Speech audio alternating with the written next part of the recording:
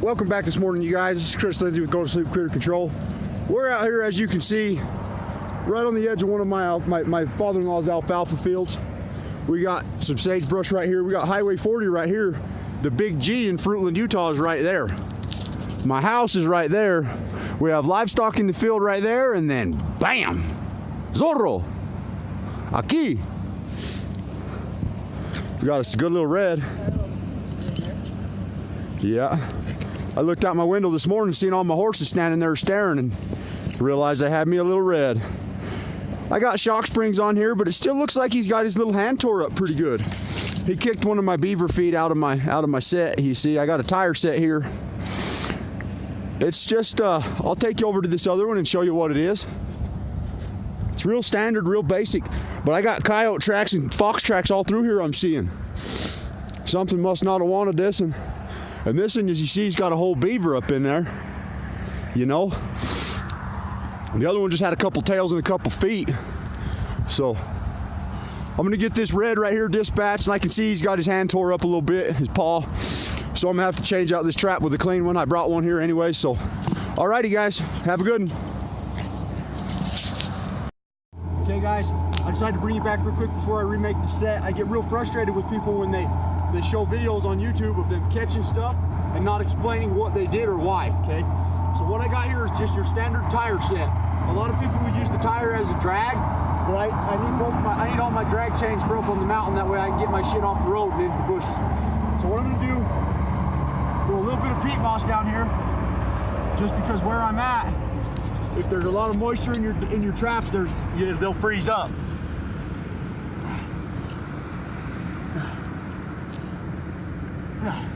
Okay, I got Bridger number 3 dogless, night latch engaged, and with these tire sets, it really doesn't matter how you put your trap, the angle of the levers and whatnot.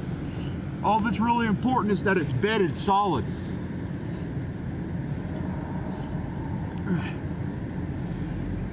And in the peat moss, that's about as good as I think I'm gonna get it. With peat moss, you don't need a pan cover because peat moss is so squishy as it is. The chances of it fouling up under your pan are pretty unlikely. And you'll take your screen, sifter, whatever you want to call it, and just sift some shit over it real quickly. Just to blend it in a little bit. And since this is a dogless trap, I don't have to worry about setting nothing on my dog. All these little pieces of fox shit I'm gonna set off to the side because there's plenty of scent right here. I don't need all that. So, traps right here. I don't know if you can see in here, I got my baits inside of here. I got some old beaver tails and some beaver feet, and they smell fucking right. Tuck that bait in so it's not exposed. Pick up my dirty trap. Do not put the dirty trap in with your clean traps, because the smell on these traps, you wouldn't think that it's important because they are attracted to the scent of blood and all that shit, but you don't want them thinking that the bait is in the wrong spot. If they start digging at your trap like they're trying to dig up your bait, they're gonna flip your trap over and shit on it. I've had them do it to me a couple times now. As you can see, this set's real simple. The proof is on the pole right there behind my wife that it works. Alrighty guys, that's all for right now. I've still got 65 traps to check for the morning.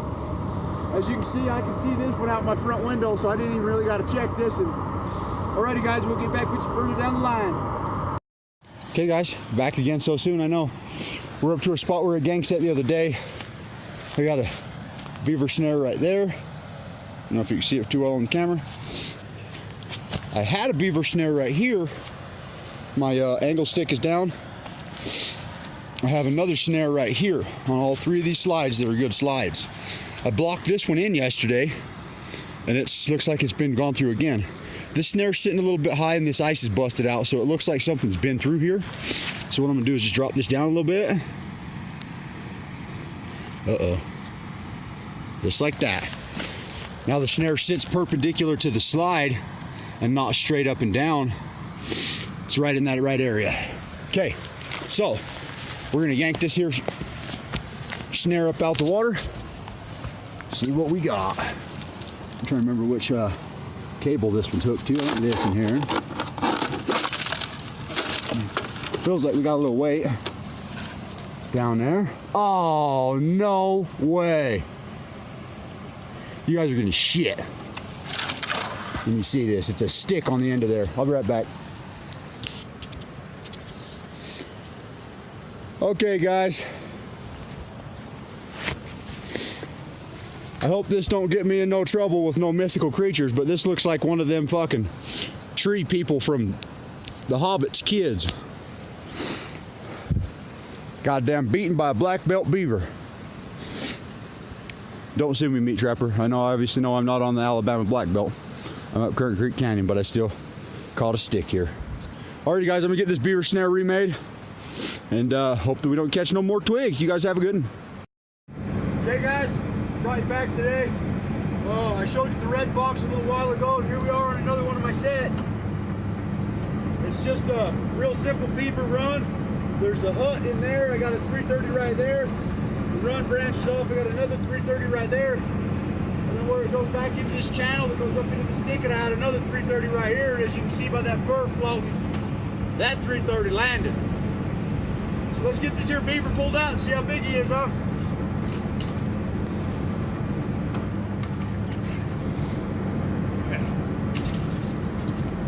Looks like a pretty decent one.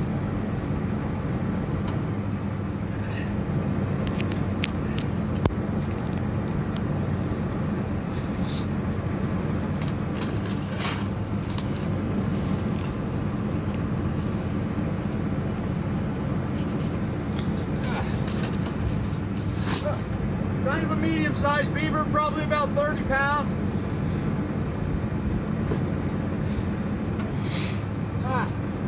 Probably about a 1-year-old.